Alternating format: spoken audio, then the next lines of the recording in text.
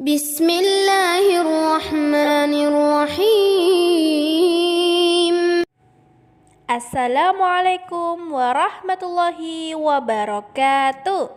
Kaifa halukum anak-anak solih di rumah? Semoga semuanya dalam keadaan sehat ya. Amin. Baik anak-anak, masih semangat ya untuk belajar hari ini? Hari ini kita akan belajar Al-Quran Hadis. Materi pembelajaran kita hari ini yaitu tentang penjelasan surat Al-Falaq. Sudah siap ya untuk belajar penjelasan surat Al-Falaq hari ini? Baik, sebelum itu kita review pembelajaran minggu kemarin dulu ya. Nah, insya Allah kalian semuanya masih ingat terkait surat Al-Falaq. Surat Al-Falaq artinya waktu subuh. Kemudian surat Al-Falaq termasuk dalam surat Makkiyah karena diturunkan di kota Mekkah. Surat Al-Falaq diturunkan sesudah surat Al-Fil. Kemudian surat Al-Falaq terdiri dari 5 ayat. Dan surat Al-Falaq terdapat di juz 30. Kemudian surat Al-Falaq dalam Al-Quran urutannya yaitu yang ke-113. Insya Allah semuanya sudah paham ya anak-anak. Kemudian selanjutnya kita belajar tentang penjelasan surat Al-Falaq. Kita mulai ya. Allah memerintahkan kita agar terus-menerus berlindung kepadanya dari 4 macam kejahatan. Kira-kira apa saja ya anak-anak 4 macam kejahatan itu? Mari simak penjelasan dari Ustazah ya. Yang pertama, kejahatannya yaitu kejahatan segala makhluk Allah, baik berupa jin, manusia maupun hewan. Kemudian yang kedua yaitu kejahatan malam ketika gelap gulita. Selanjutnya kejahatan yang ketiga yaitu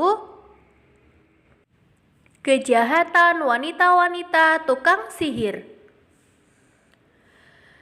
Selanjutnya yang keempat yaitu kejahatan para pendengki yang mendengki. Nah, itulah anak-anak 4 macam kejahatan yang kita harus berlindung kepada Allah dari kejahatan-kejahatan tersebut. Nah, mengapa ya anak-anak kita harus berlindung kepada Allah? Ada yang tahu? Anak-anak, kita harus berlindung kepada Allah karena Allah lah yang menciptakan semua makhluk di bumi dan juga menciptakan subuh. Nah, karena Allah yang menciptakan semua makhluk di bumi ini, maka kita harus berlindung kepada Allah. Kemudian Allah lah yang menciptakan malam. Dan selanjutnya, karena Allah lah yang menggagalkan penyihir. Jadi anak-anak, Allah itu maha segalanya ya, bisa menggagalkan penyihir. Kemudian Allah lah yang menyelamatkan seseorang dari para pendengki. Contohnya ketika ada seseorang yang dengki dengan kita, kemudian kita berlindung kepada Allah dan meminta perlindungan kepada Allah, maka orang yang dengki dengan kita tersebut tidak akan bisa berbuat jahat kepada kita karena Allah telah melindungi kita. Selanjutnya, mengapa ya anak-anak Allah menyuruh kita berlindung kepadanya dari kejahatan malam ketika gelap gulita? Kira-kira ada yang tahu mengapa?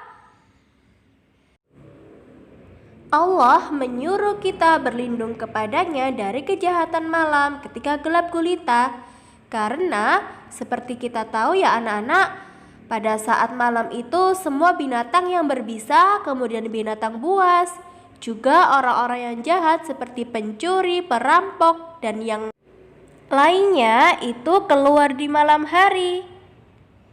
Jadi untuk itu kita disuruh untuk berlindung kepada Allah saat di malam hari.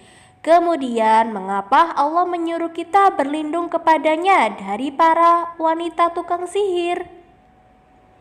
Nah, hal ini karena bila wanita tukang sihir telah meniup pada seutas tali dan mengarahkan sihirnya kepada seseorang, maka bisa jadi orang tersebut terkena sihir.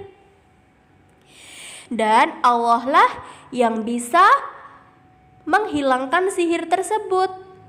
Jadi kita harus berlindung kepada Allah ya. Kemudian selanjutnya, mengapa Allah menyuruh kita berlindung kepadanya dari para pendengki?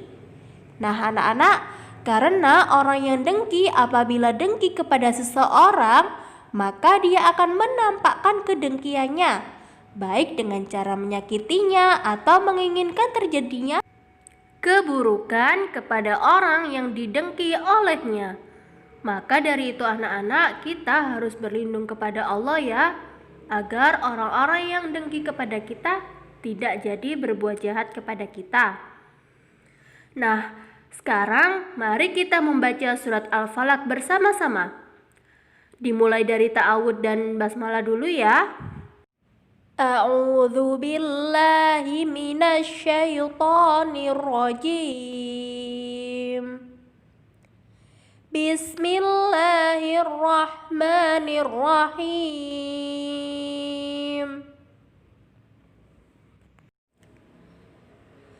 Qul a'udzu birabbil falaq min syarri ma khalaq wa min syarri ghasiqin idza waqab wa min syarrin naffatsati fil 'uqad wa min syarri hasidin idza hasad. Insyaallah semuanya sudah hafal ya. Nah anak-anak, ini ada tugas untuk kalian, silahkan dikerjakan kemudian difoto dan dikirim ke ustazah ya. Alhamdulillah kita telah menyelesaikan pembelajaran hari ini. Semoga apa yang kita pelajari hari ini bisa menjadi ilmu yang bermanfaat bagi kita semua. Amin ya rabbal alamin. Barakallahu fikum. Wassalamualaikum warahmatullahi wabarakatuh.